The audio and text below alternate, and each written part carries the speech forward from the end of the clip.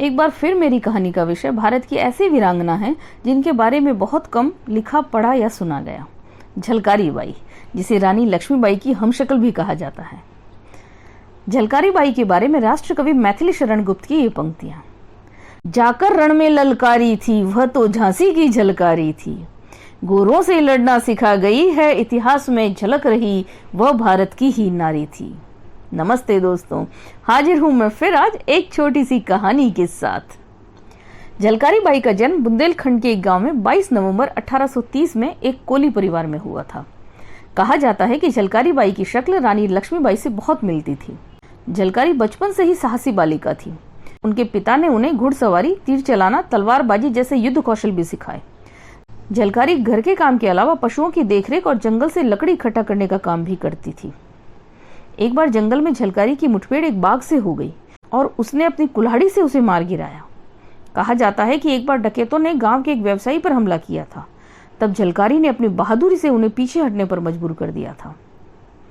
झलकारी का विवाह झांसी की सेना के एक बहादुर सैनिक पूरन कोली नामक युवक के साथ हुआ था। विवाह के पश्चात वो अपने पति पूरन के साथ झांसी आ गई।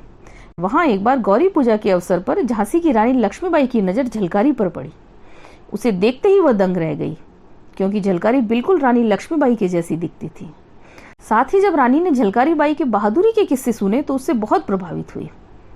उन्होंने झलकारी को तुरंत ही झांसी की महिला शाखा दुर्गा दल में शामिल कर लिया।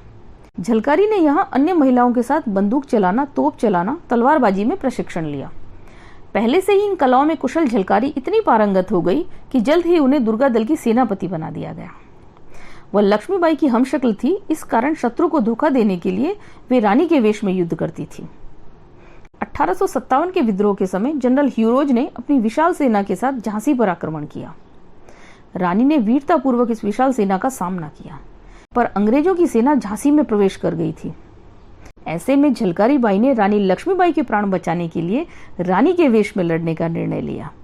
झलकारी बाई रानी के वेश में अंग्रेजों से लोहा लेती रही। अंग्रेज भी इसी भ्रम में थे कि वे रानी लक्ष्मीबाई से लड़ रहे हैं। इसी बीच रानी लक्ष्मीबाई को किले से निकलकर सुरक्षित स्थान पर जाने का अवसर मिल गया और रानी के वेश में युद्ध करते हुए झलकारी बाई वीर गति को प्राप्त हुई। ऐसी महान वीरांगना थी झलकारी बाई। झलकारी बाई की गाथा आज भी बुंदेलखंड की लोक गाथाओं और लोकगीतों में सुनी जा सकती है। झलकारी बाई के सम्मान में 2001 में डाक टिकट भी जारी किया गया था। साथ ही झांसी के किले में भारतीय पुरातात्विक सर्वे ने अपने पंचमहल के म्यूजियम में झलकारी बाई का भी उल्लेख किया है।